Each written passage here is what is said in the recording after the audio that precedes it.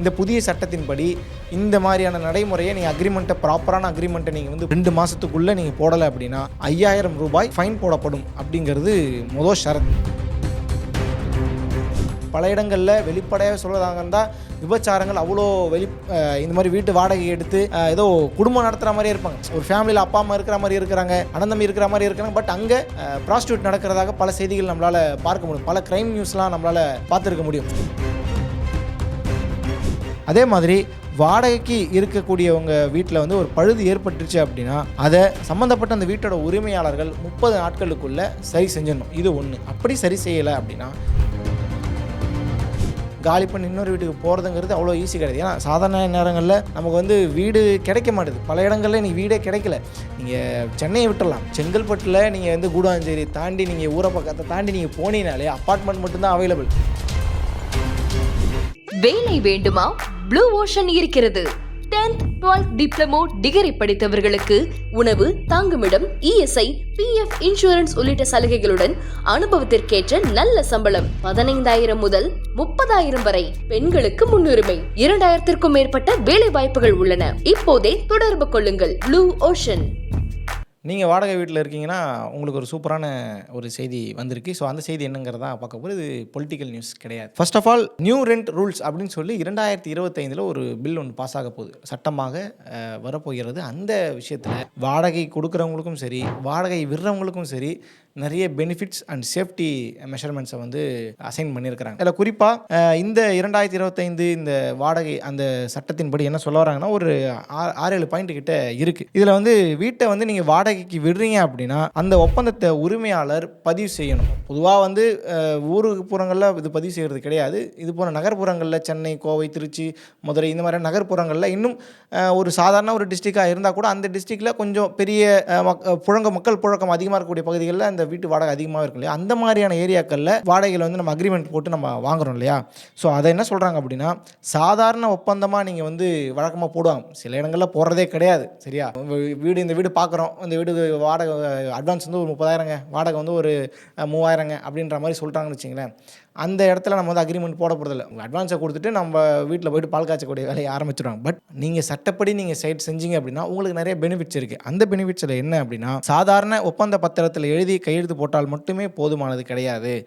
அது வந்து பழைய சட்டத்தில் வேணால் இருந்திருக்கலாம். புது சட்டம் வந்துச்சு அப்படின்னா 2 மாதத்துக்குள்ளே என்ன சொல்கிறாங்கன்னா வாடகை ஒப்பந்தத்தை நீங்கள் பதிவு செஞ்சு டிஜிட்டல் முறையில் அதை நீங்கள் என்ன செய்யணும்னா அப்ளை பண்ணி வச்சுருக்கணும்.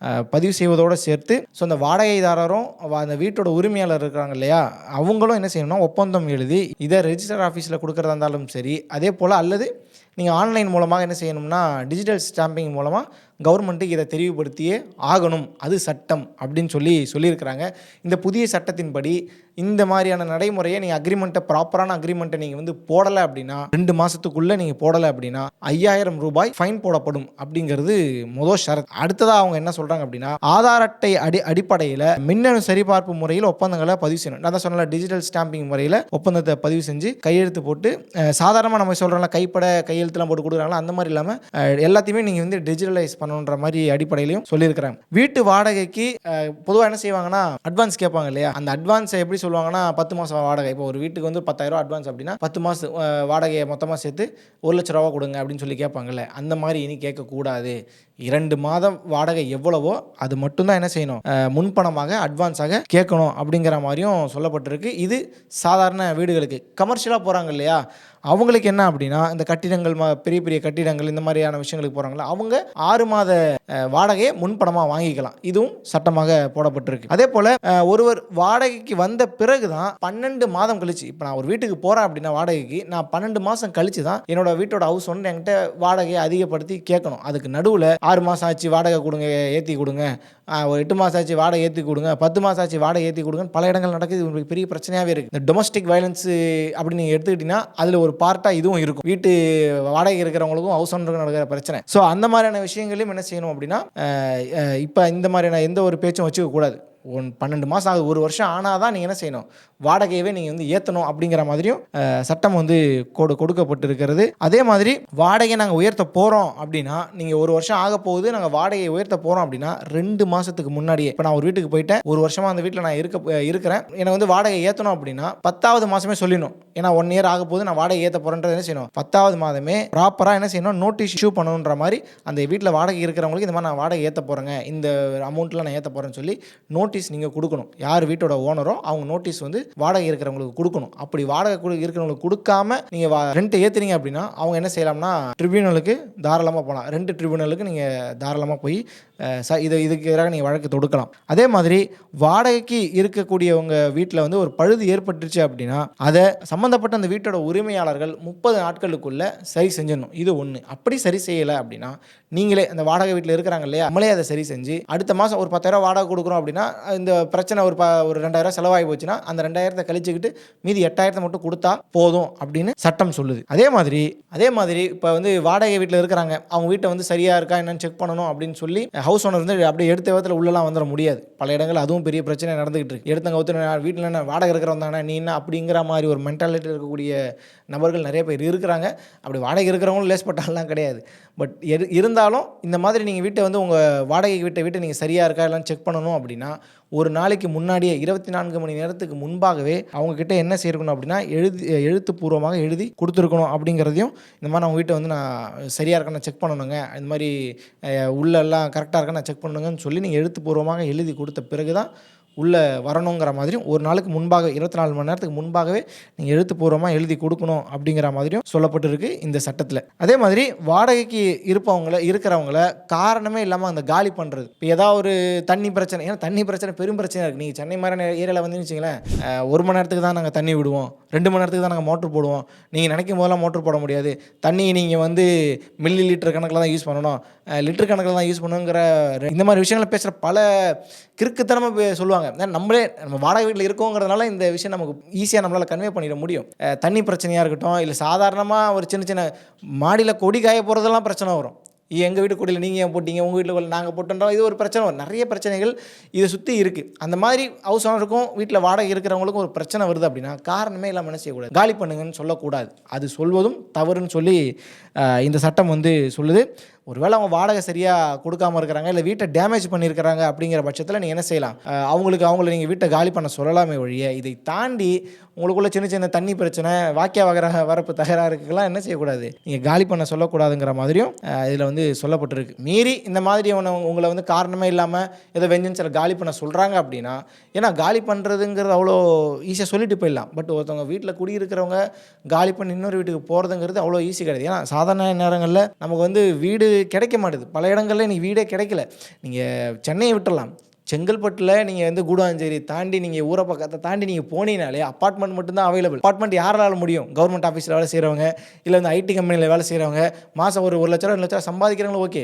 மாத வருமானமே 15,000 இருக்கிற ஒருத்தவன் வீடு வந்து அந்த மாதிரி வீட்டை போய் அவனுக்கு அஃபோர்டபுளாக இருக்குமான்னு கேட்டால் அஃபோர்டபுளாகவே இருக்காது. அப்போ லோக்கலில் போய் இருக்கான்னு கேட்டாலும் அந்த மாதிரியான வீடுகள் கிடைக்கிறது ரொம்ப சிரமமாக இருக்குது. அந்த அடிப்படையில் நீங்கள் எடுத்த விதத்தில் காலி பண்ணுங்கன்னு சொல்லிட்டீங்கன்னா அவங்க என்ன பண்ணுவாங்க, ஒரு மனிதாபிமானம் இருக்கணும் இல்லையா? ஸோ அந்த அடிப்படையிலும் பார்த்தாலும் இது என்ன செய்யக்கூடாது, இது தவறு. நீங்கள் வெஞ்சன்ஸை வச்சுக்கிட்டோ இல்லை உங்களுக்குள்ளே இருக்கிற சின்ன பிரச்சனை வச்சுட்டோ எடுத்த நீ காலி பண்ணு அப்படின்லாம் சொல்லிட முடியாது. ஒருவேளை காசு கொடுக்கல, வீட்டை டேமேஜ் பண்ணுறாங்கன்னா நீங்கள் தாராளமாக சொல்லலாம், அதுக்கு உங்களுக்கு உரிமை இருக்குது. அப்படி நீங்கள் வாடகை கொடுக்குறவங்களும் சரி, இல்லை வாடகைக்கு இருக்கிறாங்க இல்லையா அவங்களும் சரி, ரெண்டில் யாராவது ஒருத்தவங்க பாதிக்கப்பட்டிருக்காங்கன்னா நீங்கள் வந்து ரெண்டல் ட்ரிபியூனலில் நீங்கள் போய் அதாவது வழக்கு தொடுத்து நீங்கள் சட்டப்பூர்வமாக அதை எதிர்கொள்வதற்கும் உங்களுக்கு வந்து சொல்லியிருக்கிறாங்க. அந்த சட்டப்பூர்வமாக எதிர்கொள்கிறீங்க இல்லையா, அந்த வாடகை தகராறு சம்மந்தப்பட்ட அந்த வாடகை தகராறு, இந்த வழக்கு, இந்த மாதிரியான விஷயங்களில் வருது இல்லையா கேசஸ், இந்த கேசஸை சரியான முறையில் விசாரித்து இந்த வீட்டை காலி பண்ணுறாங்க, இது பண்ணுறாங்க, டேமேஜ் பண்ணுறாங்க, சரி இப்படி ஏகப்பட்ட பிரச்சனை இருக்குல்ல, இந்த பிரச்சனையெல்லாம் வெறும் 2 மாதத்துக்குள்ளே அதை விசாரித்து இதற்கான தீர்ப்பை வந்து ஏற்படுத்தி கொடுக்கணும். இதற்கான சிறப்பு தீர்ப்பாயத்தை நாங்கள் வந்து உருவாக்க போகிறோம் இந்த சட்டத்தின் அடிப்படையில் அப்படின்னு சொல்லி இந்த நியூ ரெண்ட் ரூல்ஸ் 2025 வந்து சொல்லுது. அதே மாதிரி வீட்டு வாடகை 50,000 ரூபாய்க்கு மேலே 50,000க்கு மேலே இருக்குது அப்படின்னா அவங்க என்ன செய்யணும் அப்படின்னா டிடிஎஸ் அதை வந்து பிடிச்சிட்டு தான் என்ன செய்யணும், பிடித்தம் செஞ்சுட்டு தான் நீங்கள் வந்து கொடுக்குற மாதிரியும் இருக்குன்ற மாதிரியும் சொல்கிறாங்க. இது அதே மாதிரி சிறிய அல்லது நடுத்தர வாடகை வீட்டில் இருக்கிறவங்களுக்கு டிடிஎஸ் விலக்கு வரம்புங்கிறது 6 லட்சம் ரூபாய் விலக்கு 6 லட்சம் ரூபாய் அவங்களுக்கு வந்து நிர்ணயிக்கப்பட்டிருக்கு. இதெல்லாம் இந்த சட்டத்தில் சொல்லப்பட்ட சிறப்பு. வாடகையில் இருக்கிறவங்களுக்கும் சரி வாடகை விடுறவங்களுக்கும் சரி சிறப்பான பல விஷயங்கள் இல்லை. ப்ராப்பராக நம்ம மெயின்டைன் பண்ணுறோம், ப்ராப்பராக டாக்குமெண்ட்டை நம்ம ஃபாலோ பண்ணுறோம், ப்ராப்பராக வீட்டை நம்ம ஒழுங்காக இருக்கிறோம் அப்படின்னா 2 தரப்புக்குமே ரொம்ப நல்ல விஷயமாக பார்க்கப்படுகிறது. இதில் எந்த மாதிரி வைலன்ஸ் வருது அப்படிங்கிறதையும் நம்ம அடுத்தடுத்து நம்ம பேசுவோம். ஏன்னா எடுத்த விதத்தில் இது வந்து ஒரு சட்டத்தை போட்டாங்கன்னா அதில் நல்லதும் இருக்கும் கெட்டதும் இருக்கும் இல்லையா. கெட்டது என்னங்கிறத நம்ம பின்னாடி இதுக்கான என்ன ரிவ்யூஸ் வருதுங்கிறத பார்த்துட்டு நம்ம பேசுவோம். சரி, இதில் அவங்களுக்கு என்ன ஒப்பந்தம் பதிவு செய்கிறது மூலமாக இந்த மாதிரியான விஷயங்கள் சட்டத்தின் மூலமாக என்ன நல்லது இருக்குன்னு ஒரு கேள்வி வரும்ல. அந்த நல்லதை நம்ம பார்க்கும் பொழுது வாடகைக்கு போகிறாங்க இல்லையா. இப்போ எடுத்த வித நீங்கள் வந்து 10 மாதம் வாடகையை சேர்த்து கொடுங்க, அட்வான்ஸ் கொடுங்க, இல்லை 1 வருஷம் வாடகை சேர்த்து அட்வான்ஸ் கொடுங்க, 6 மாதத்தை சேர்த்து அட்வான்ஸ் கொடுங்கன்னு சொல்லி நம்ம சக்திக்கு மீறி புஷ் பண்ணுறாங்கல்ல, ப்ரெஷர் பண்ணுறாங்கல்ல, அது இனி வரக்கூடிய காலங்களில் இருக்காது. 2 மாதம் வாடகை, ஒரு மாதத்துக்கு 10,000, இல்லை ஒரு மாதத்துக்கு 15,000, 2 மாதம் வாடகை 30,000, இவ்வளோ தான். நீங்கள் வந்து 1 லட்சம் எங்கே இருக்குது, 10,000 எங்கே இருக்குன்னு ஒன்று கணக்கு இருக்குல்ல. ஸோ அந்த அடிப்படையில் பார்க்கும்பொழுது வாடகைக்கு போகிறவங்களுக்கு அந்த பிரச்சனை இருக்காது. அதே மாதிரி திடீர்னு வாடகையை உயர்த்துற மாதிரியான விஷயங்களும் இருக்காது. ஒரு டேர்ம் நீங்கள் ஒரு 10,000 நீங்கள் வாடகைக்கு போயிட்டீங்க அப்படின்னா அடுத்து நீங்கள் வாடகை ஏற்றுறதா இருந்தால் 1 வருஷம், அந்த 1 வருஷம் நீங்கள் ஏற்ற போகிறீங்க அப்படின்னா 2 மாதத்துக்கு முன்னாடி நீங்கள் சொல்லிடணும். 10வது மாதமே நீங்கள் சொல்லிடணும், நான் அது மாதிரி டிசம்பர் ஜனவரியில் நான் வாடகை ஏற்ற போகிறேன்ற மாதிரி சொல்லிடணும். அதுவும் வந்து அதுக்கான தயாரிப்புகளை வாடகை இருக்கிறவங்க செஞ்சுப்பாங்க. அதனாலையும் இந்த சட்டம் வந்து அவங்களுக்கு ஈஸியாக இருக்கும். அதே மாதிரி சட்ட பாதுகாப்பும் எளிமையாக இருக்குது. இப்போ நீங்கள் ஒரு கேஸ் போடுறீங்க, ஹவுஸ் ஓனர் இந்த மாதிரி எங்களை வந்து அஃபென்சிவாக பேசிட்டாரு, இந்த மாதிரி விஷயங்கள் வாடகையில் வந்து இப்படி ஏற்றிட்டாரு, இப்படி பிரச்சனைகள்லாம் இருக்குன்ற மாதிரி நீங்கள் ஒரு கேஸ் போடுறீங்க அப்படின்னா கூட அதற்கான தீர்ப்பு 2 மாதத்தில் கிடச்சி உங்களுக்கான விஷயம் வந்து தெளிவாயிடும். அடுத்து நம்ம என்ன பண்ண போகிறோங்கிறது தெளிவாயிடும். இது வந்து வாடகைதாரர்களுக்கு இருக்கக்கூடிய நல்ல பெனிஃபிட்ஸ். அதே மாதிரி வீட்டு உரிமையாளர்களுக்கு இருக்கக்கூடிய விஷயம் என்ன அப்படின்னா வரியில் வந்து பல நன்மைகள் இருக்குன்ற மாதிரியும் சொல்கிறாங்க. அது என்னங்கிறத நம்ம பின்னாடி நம்ம பிரித்து நம்ம பேசுவோம். அதே மாதிரி வாடகையை வசூலிக்கிறதுலையும் ரொம்ப எளிமையாக இருக்குன்ற மாதிரியும் சொல்கிறாங்க. ஸ்ட்ராங்கான பாண்டு பேப்பர்ஸ் வந்து நம்ம கையில் வச்சிருக்கிறதுனால வாடகைக்கு வரவங்க வீட்டை டேமேஜ் பண்ணுறாங்க, இல்லை வந்து வாடகை இழுத்து அடிக்கிறாங்க, இல்லை இவங்க தப்பு பண்ணிவிட்டு வாடகை அதாவது ஹவுஸ் ஓனர் மேலே வந்து பழிய போடுறாங்க, இப்படி நிறைய பிரச்சனைகள் இதுவும் நடக்கும். இங்கே ஹவுஸ் ஓனர்னால இப்படி பல பிரச்சனைகள் நடக்குதோ அதே மாதிரி வீட்டில் குடியிருக்கிறவங்களாலையும் பல பிரச்சனைகள் வந்து நடந்துக்கிட்டு தான் இருக்குது. அதையும் மாற்றுக்கிறதே கிடையாது. அவங்களும் என்ன செய்வாங்க அப்படின்னா பாதிக்கப்பட்ட ஹவுஸ் ஓனர்ஸ் அவங்களும் என்ன செய்யலாம், கேஸ் கொடுத்து சரியான முறையில் நீங்கள் தீர்ப்பு 2 மாதத்துக்குள்ளே நீங்கள் வந்து வாங்கிக்கலாம். வலுவான ஆதாரம் இருக்கக்கூடிய அடிப்படையில் உங்களுக்கு சார்பாக நீங்கள் ஒருவேளை உங்கள் பக்கம் எந்த தவறும் இல்லை அப்படின்னா உங்களுக்கு ரொம்ப ஈஸியாகவே இது கிடைச்சிடும். அதே மாதிரி தகராறுகளுக்கு ஈஸியாக தீர்ப்பு கிடைச்சிடும். இந்த மாதிரி நிறைய விஷயங்களும் வாடகைக்கு விடுறவங்களுக்கும் இருக்குது, வாடகைக்கு போகிறவங்களுக்கும் இருக்குங்கிற மாதிரியும் சொல்லப்படுகிறது. குறிப்பாக வந்து இந்த வாடகைதாரர்கள் கட்டாயமாக என்ன செய்யணும் அப்படின்னா இதில் அவங்க ஒரு க்ரைட்டீரியா சொல்லியிருக்காங்க, இதெல்லாம் நீங்கள் ஃபாலோ பண்ணுங்கள் அப்படிங்கிற மாதிரி ஒரு சஜஷன், ஒரு அறிவுரையாகவே சொல்கிறது என்ன அப்படின்னா போலீஸ் வெரிஃபிகேஷன் பண்ணுங்கள். இப்போ நீங்கள் ஒரு வீட்டுக்கு போகிறீங்க அப்படின்னா அந்த டாக்குமெண்ட்டை ப்ராப்பராக என்ன செய்யுங்கன்னா போலீஸ் வெரிஃபிகேஷன் பண்ணுங்கள். ஒருவேளை அந்த ஹவுஸ் ஓனர் தப்பான ஒரு பிஸ்னஸ் செஞ்சு அதை எடுத்துருக்கிறாரு, இல்லை வந்து கருப்பு பணம் மூலமாக ஏதோ வாங்கியிருக்கிறாரு, இல்லை அந்த வீடு அவரோடதே இல்லை, வில்லங்கமான பல விஷயங்கள் இருக்குங்கிற மாதிரி உங்களுக்கு சந்தேகம் இருக்குங்கிற நீங்கள் போலீஸ் வெரிஃபிகேஷன் பண்ணுறது உங்களுக்கு ரொம்பவே நல்லது அப்படிங்கிற மாதிரியும் சொல்கிறாங்க. இது இந்த வாடகைக்கு போகிற வீடு தவறாக பயன்படுத்துவதையெல்லாம் என்ன செய்யும், தடுக்கும். இது ஹவுஸ் ஓனருக்கும் சரி வாடகைக்கு போகிறவங்களுக்கும் சரி தடுக்கும். ஒருவேளை நீ வீட்டை வாடகை எடுத்துகிட்டு இன்றைக்கி பல இடங்களில் வெளிப்படையாக சொல்வதாக இருந்தால் விபச்சாரங்கள் அவ்வளோ இந்த மாதிரி வீட்டு வாடகை எடுத்து ஏதோ குடும்பம் நடத்துகிற மாதிரியே இருப்பாங்க. ஒரு ஃபேமிலியில் அப்பா அம்மா இருக்கிற மாதிரி இருக்கிறாங்க, அனந்தம் இருக்கிற மாதிரி இருக்கிறாங்க, பட் அங்கே ப்ராஸ்டியூட் நடக்கிறதாக பல செய்திகள் நம்மளால் பார்க்க முடியும், பல கிரைம் நியூஸ்லாம் நம்மளால் பார்த்துருக்க முடியும். ஸோ அந்த மாதிரியான விஷயங்களும் தடுக்கப்படுங்கிற மாதிரியும் சொல்கிறாங்க.